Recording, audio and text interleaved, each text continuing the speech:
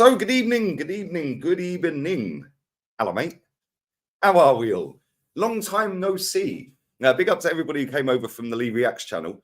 I will be doing a watch along on there tonight. Most likely Getafe versus Valencia, but debating on whether to do Juve Napoli. Not quite sure, if I'm honest. Probably Getafe Valencia. Mid-table clash, but at least we'll see some good football because they both play all right football. Mason Greenwood FC. But we shall see. I'm a poet. I fully know it. Yeah, I'm on some crazy grind, mate. Trust me.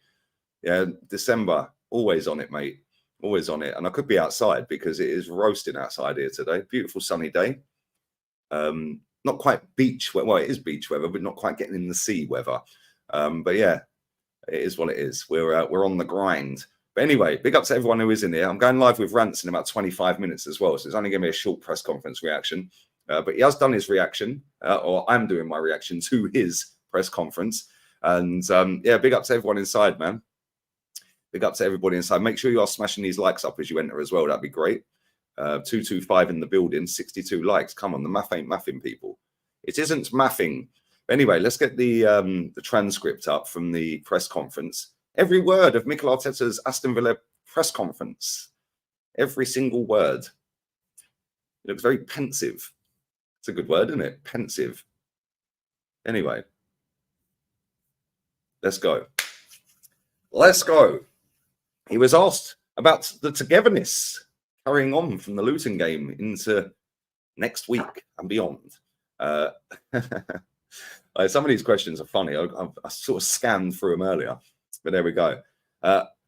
After you have to refocus and think about the best preparation for Aston Villa.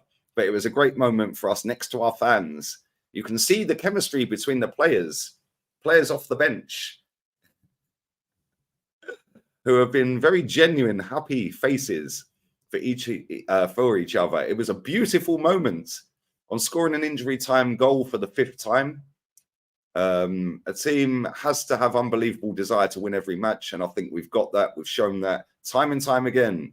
We could have scored earlier, could have, should have, didn't. Well, we did, but it wasn't the winner, was it? There were certain moments that we could have done better to get the 3rd or the 4th goal. But when it's not the case, this team has the resources and the skill to keep going and believing and actually doing what the game requires in the moment to win it. And that is something that we do actually have. We do keep going and going and going. We don't just give up and fold, which is something that we've definitely improved on, that's for sure, because so he's saying, 3-2 down against Luton a couple of seasons ago, it would have been peak, put it that way. So yeah, the last 18 months or so, we have kind of had this never say give up attitude. When it don't well, it does matter, but when it does really, really matter, then we fold. So let's see if we've learned our lesson from last season, because whilst it's great that we're scoring last minute winners and that, me personally, I don't think it's sustainable. Yeah, and that's the 5th time we've scored in stoppage time. And we see last season, Man United at home, Eddie last minute. Reese against Bournemouth, 96th minute. We also see last season, 96th minute against Southampton, 3-3. Yeah, and then I think, what's his name? Trossard at the bar straight after that as well. So whilst it's great, yeah, that we're scoring these late goals and we're winning games and we're still top, fantastic, cool. But when it comes down to the real crunch time, let's make sure we get the job done there as well. Let's have it right, people. Let's have it right. Just to divert your attention to the 2 shows I've got coming up. I'm on with Rants in 20 odd minutes or so, and then I'm on with LB. Big up to Lewis. I'm going on straight on with him afterwards. So yeah, man. It is what it is. But yeah, big up Joe, man. Come on, my boy.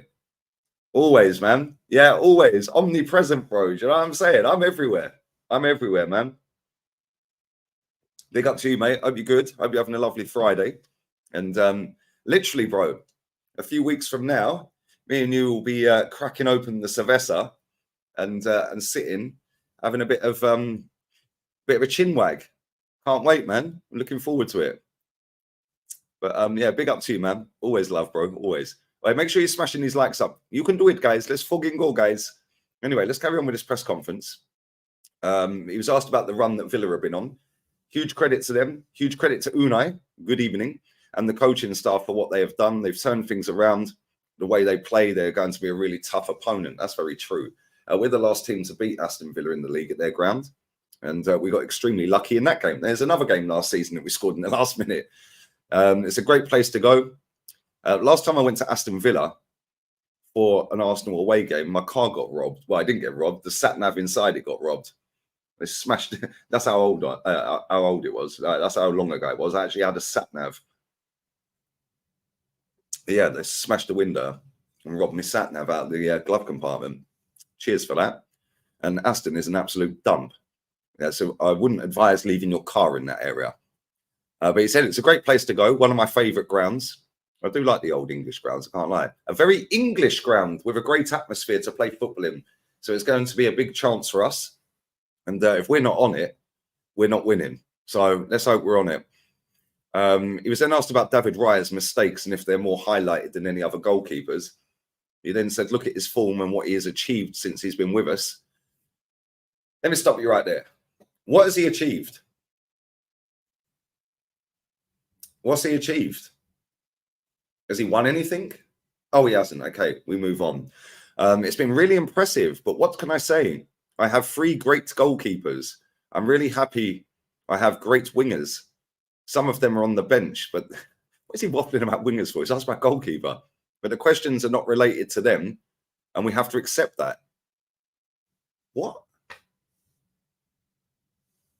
I'm really happy I have great wingers. What's the wingers got to do with the goalkeepers? Some of them are on the bench, but the questions are not related to them. So we have to accept that. Well, you're trying to be smart, Mikel. Okay. As well as we have to support our players in the best possible way, we have to protect them and get the best out of them. I would focus much more on that. Every player needs the right support and love. They deserve that. Deserve what? Okay, cool. On the support he's had from his teammates, they're talking about Raya again, obviously. For us, for sure, he's going to continue to have that. On his celebrations post-Luton and not being allowed, if he's not allowed to celebrate, right, let me say right now, he can celebrate how he wants. You're not allowed on the pitch, mate. And you were on the pitch. And people going, oh, but it's a small stadium. It's a small pitch. The pitch is 5 meters in length, shorter than Arsenal's. And it is 3 meters in width, shorter than Arsenal's. So it's hardly a small pitch, is it? It's just a little bit smaller than Arsenal's. But like I said, because I said this on the stream the other day, because the fans are right on top of the pitch, it makes it look like it's tiny. Whereas at the Emirates, everything's spread out a bit more. It makes it look like it's massive. But it is what it is. He said, we are, but I think we have a boundary that we may have to extend or just need a very strong rope on the bench. So maybe we don't move. That means we don't move for all of us. We don't move. Or maybe, mate, don't go on the pitch. Oh, but De Zerbi did it. Yeah, the game had finished. The full-time whistle had gone. I guarantee Charlie Watts asked these questions on if there needs to be clarity on how you can celebrate. That's why I say we, not me. I don't know. The decision is made. Unfortunately, I don't think I'm going to change it here on Sunday. From here on Sunday. What? We're playing Saturday, Mikel. On if he's heard back from the FA. No, we've had some meetings on the evidence, opinions, conclusions, and content that we had. We're just waiting to hear. On the Unai Emery's success at Villa is a surprise. What success? He ain't won anything. No, I followed him since he was in Almeria. What he has done for every team has always been remarkable. He always improves the players, the team, the club. And he is Basque, like I am. And he's a manager that I really admire for what he has done in the game. He's done it in various countries at different levels and always been successful. So I'm really happy for him. Well, that was a very nice touch, Mikel. Well done. On having a different team in the top 4, it shows the quality of the league. Last year, there were others, and it shows the competitiveness and difficulty to be up there and they fully merit it, Aston Villa. Where is he going to be watching the Villa game from? So I think I'm going to be in a director's box. I don't know. It's a discussion we're going to have later on, but let's see. I'll have a really nice view, hopefully. On whether Unai was the manager of Arsenal at the wrong time, he said, I don't know. The timing was what it was. I think he still did some very good things here, but it's not for me to judge. On things that he did that Mikel has benefited from, he said in the first season we had quite a strong season, and he did it straight after coming from PSG, and he's carried on. After he went on to Villarreal and did incredibly well, and now he's doing really well at Aston Villa. He's got a lot. That didn't answer the question. How good has Ollie Watkins been? He's been tremendously consistent over the last few years. He's a real threat. How we stop him, just like other strikers, don't get the ball to him in the box. This is his main quality. Well, that's actually a lie. Because if you actually watch Ollie Watkins, he's not just a box player. Yeah, and he runs the channels extremely well, and he can link and hold up play. But he is very good at finishing. But I don't think that's his best attribute, if I'm honest. On whether Mikel is being targeted by referees. Okay, they want to get that. That's the narrative. You're not allowed to celebrate. Why can't you celebrate? Do you know the parameters for celebrations? Are you being targeted, Mikel? Now, all of the top gooners will be waffling about this. What would you like to get out of this press conference, Arsenal? Oh, we want us to push the narrative about we're targeted and we're not allowed to celebrate, and it's a conspiracy against Arsenal. Unbelievable, Jeff. Anyway, let's continue. He said, I don't know how to stop celebrating. It was a really emotional moment. You have everybody bouncing around and you lose sense of where you are. Yeah, a little bit like our club did last season when we bottled a title, Mikel. Maybe, just maybe stop being so emotional, and maybe our team has stopped being so emotional. And maybe we might just cross the line this year. And the space that you have to be in, it was unfortunate because I cannot now be in the touchline for the next game, but it's a decision they have made. If you look strictly at the rules, yes, we cannot do that. But in context, it is different. And I think I is very important within the context. Well, it's not. Yeah. Oh, sorry. I accidentally stuck that knife in the plate and you died, mate. Yeah, I didn't mean to. I was bouncing around in the emotions of everything. That don't work, mate. You either crossed the line and went on the pitch or you didn't. Oh, you did. Okay, well, there you go then. No conspiracy. Move on. Jesus Christ on a bike. Unbelievable, Jeff. Yeah, but again, this is what the media team want. This is what the Arsenal Football Club want. They want to push the narrative. Oh, it's a conspiracy against Mikel. Yeah, his own words. He says it. I don't know how to stop celebrating. It was a really emotional moment. You have everybody bouncing around and you lose sense of where you are and the space you have to be in. It was unfortunate because now I cannot be next to my team on the touchline, but it is a decision that is made. If you look strictly at the rules, yes, we cannot do that. Cool. Well, if you look strictly at the rules, you're not allowed to handball it in your penalty box if you're a defender, mate. But, oh, I was bouncing around and like the emotions and it's not a penalty, ref. If you look strictly at the rules, it is, but there has to be more context. Shut up, man. Get in the bin. Get in the bin. On whether emotion is being taken out of football, it probably should be because it's about winning, not emotions. He said, after that, straight away, I sat on my seat and I stayed there for another 30 seconds. But that was after the emotion. In the moment, I think it is very difficult to demand that. On whether he wants to stop celebrating. Look at the state of these questions. If I was given the opportunity, no. I would like to be there with my players because I work closely every day with them to achieve what we want, which is to win games in whatever manner.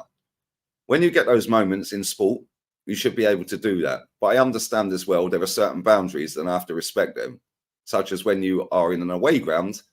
But if I was given the chance, I would be there jumping. And whether Unai Emery is an inspiration for other Basque managers, I ain't reading the answer to that. What a load of bollocks. On their game against Man City, the Villa game, tactically, they were really well set up. They do 2 or 3 different things. They're really brave playing from the back. They really attack you because they have players between the lines and they can really hurt you. They have players to open up the spaces and are constantly threatening you. But not only that, the spirit they've created, the atmosphere, intensity, and the belief that they have, they can go and beat anyone. On if it's a 4-team title race, I think when you look at the competition, the results every weekend, it's so open, it's going to be open until the end. The impact of not being on the touchline this weekend, Mikel. They're desperate to keep this narrative going. Hopefully better. Hopefully they will play better and be more positive, and I can influence them in a positive mind. And we have very experienced coaches. Albert, Carlos, Nico will be there next to them. We've done it in the past. So let's try and do it again. On how having COVID and working from home helped him prepare for this situation. What a dense person who asked that question. What has COVID and working from home got to do with preparation for him being able to prepare his team all week, being able to drive to the ground with him on the bus, and then just having to go that way instead of that way and walking up a few stairs to the director's box? What is going on here? Who asks these questions, honestly? Some of these questions are just ridiculous. Yeah, and this is why I call him out, because these puppets, yeah, are sitting there peddling a narrative that the club wants the fans to hear. Yeah, because there's no way these journalists are genuinely sitting there going, right, what I'll do, yeah, is I'll go and say, well, you worked from home, Mikel, during COVID times. So how does that help prepare you for one touchline ban? I don't believe it. He said, well, at least we have experience with that. And now it's going to be a second one. But it's going to be much closer. It's going to be much closer. And I think a positive sign. On the latest team news, everyone's going to be okay. Well, that's a lie, because Thomas Partey ain't. Smith Rowe probably ain't. Tommy Asu ain't. Urian Timber ain't. Should we carry on? Fabio Vieira ain't. When Thomas Partey might be back, we don't know. Well, the doctors have done a good job then, haven't they? Cheers, Mikel. He's getting a very good evolution in the injury. That's a good buzzword, isn't it? But it's a bit early to time frame. He's been out for months. What are you waffling about? We have to wait. We're quite short of 5 key players. Well, the question before, mate, you said, I think everyone's going to be okay. Make your mind up. But people don't call this out. It's just, oh my God, Mikel's speaking. Okay. Yes, Mikel. Yes. Okay, Mikel. Thanks for the tea and biscuits, Mikel. Dickheads. Absolute wrong-uns, these Muppets, man. Ask proper questions. And if he can stay in his seat at Villa Park or get up to celebrate. Who asked that question? Ban him.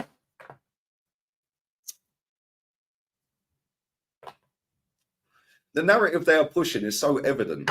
And I guarantee if I go onto Twitter and go and have a look at the dickheads on there with the biggest accounts, I guarantee they're all peddling this narrative. In a director's box, I don't think so. Never say never. Because the game can get very emotional. But I'll try not to do that. What's being in a director? What? So you have to sit there like a mutant and just like, no, I can't move. What a load of rubbish. He's chatting waffle. Well, you're telling me because you're in a director's box, you're not allowed to celebrate. Stop lying. And if there was enough defensive depth to cover injuries, he said, let's see, we have to adapt. On how the return of Tomiyasu and Urian Timber affects activity in January, we have to consider every scenario. We need to have clear timeframes as well as get players back and which condition they're going to be in. Absolute serial waffler, this geezer. Serial waffler. Yeah, probably Chris Wheatley, mate, who's wormed his way back into the football club after putting out fake news about Thomas Partey last pre-season. Well, the one before last. Yeah, ended up going on loan to Nottingham Forest for a year, didn't he? And now he's wormed his way back in. Funny old game, isn't it?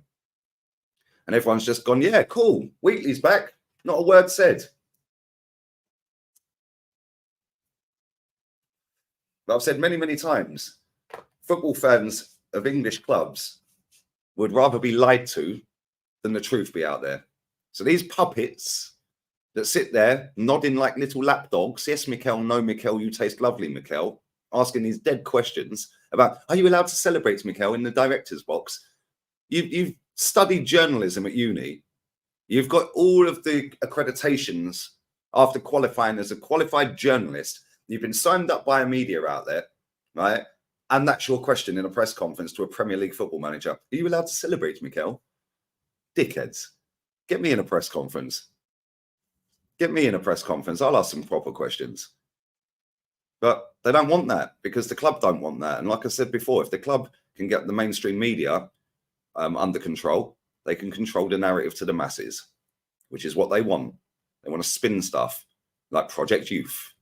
Project Youth. But then what they don't tell you is in 2009, we had a younger squad. And 2008, we were in a title race that year as well and bottled it.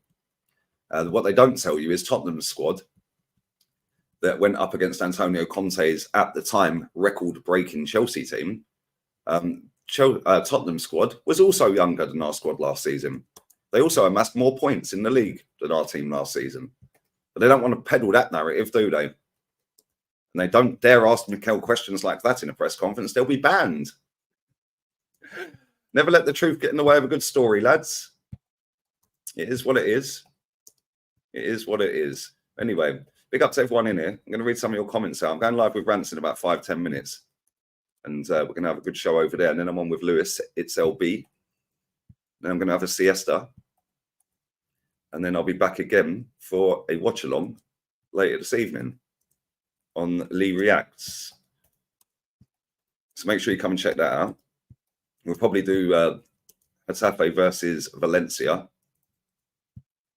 which should be a good game. But we shall see. Do smash these likes up. There's not enough likes on this video, people. Smash these likes. Bear with me 1 second. Bear with. I'm nearly done. And I can read some of your comments out. Let's pin that. If you haven't subbed to Lee Reacts, we're 122 subs away from 22k. So yeah, if you haven't checked that channel out, do go and check it out. That'll be lovely, jubbly.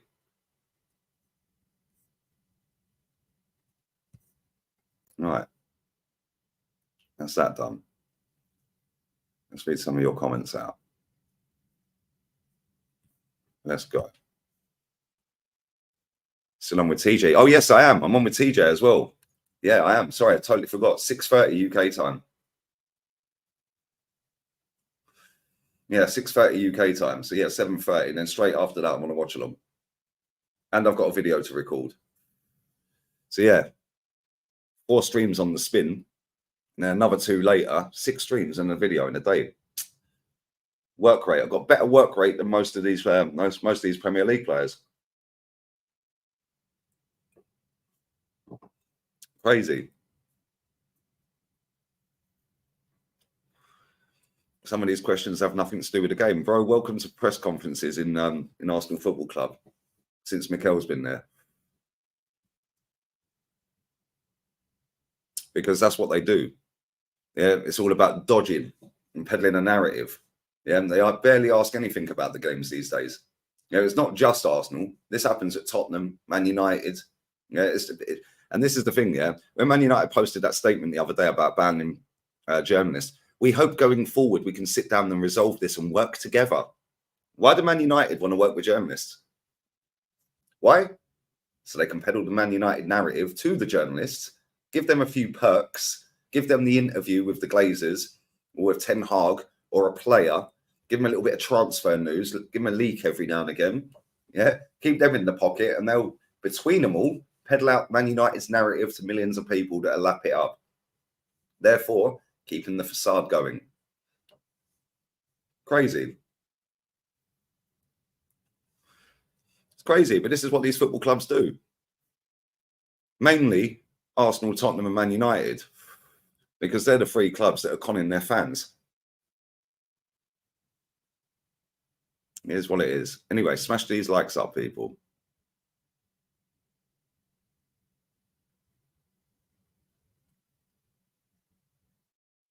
Mikel, have you benefited from Emery? Exactly. Exactly. And he started waffling. Yeah, he didn't even answer the question, did he? He started talking about, oh, I've followed his career from Almeria and he's Basque. And nobody cares, mate.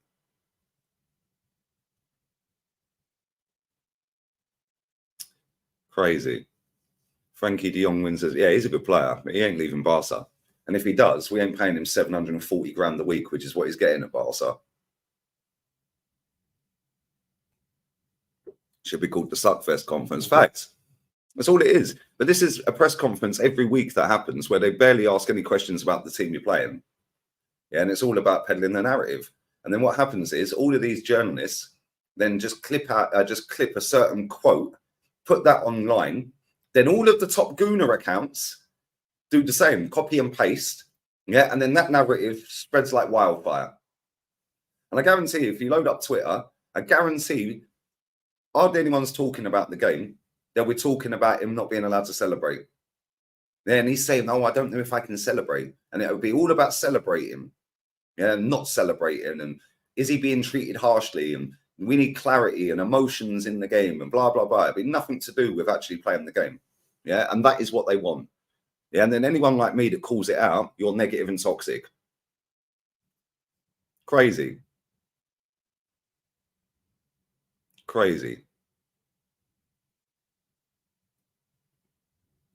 But anyway, is what it is, isn't it?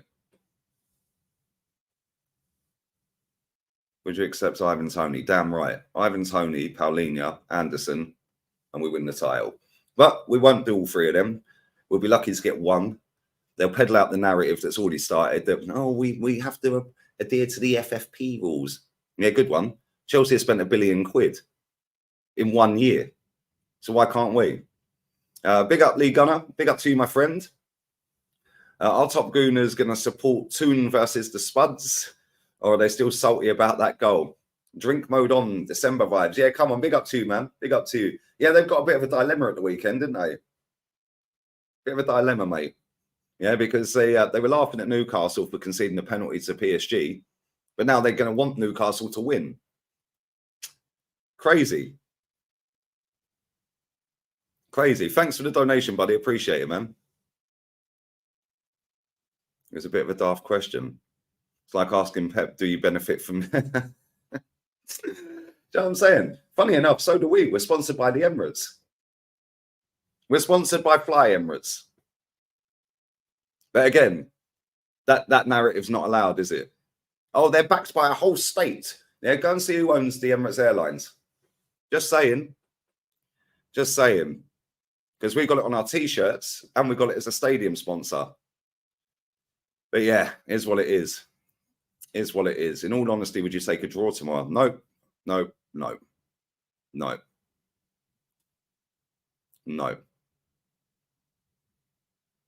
want wins. Draws are probably worse than losses at times, because look at Newcastle last season. I think they had about 12 draws or 10 draws or something. Now, if they converted 5 of them into wins, we'd have had another 10 points. Yeah, and look at Man United. Yeah, Man United have lost, 6 games this season? Is it 6? Yeah, 6 out of 15, I think. Let's have a look. Yeah, they've won 9, drawn 0, lost 6. Yeah. Man City are 3 points ahead of them. Man City have only lost 3 games, but they've drawn 3. So they've dropped, 15 points. Man United have dropped 18. But Man United have got 3 losses more. Draws killer. Absolute killer, mate. You're better off doing what Man United are doing. Win, loss, draws just absolutely ruin you. But anyway, we'll see. But anyway, listen, I'm going to have to wrap this up because I'm going live with Rants. So it's going to redirect us straight to Rants' stream. Lee Raid in the chat, and I'll be there in literally 90 seconds, people. And straight after that, I'm on with It's LB as well.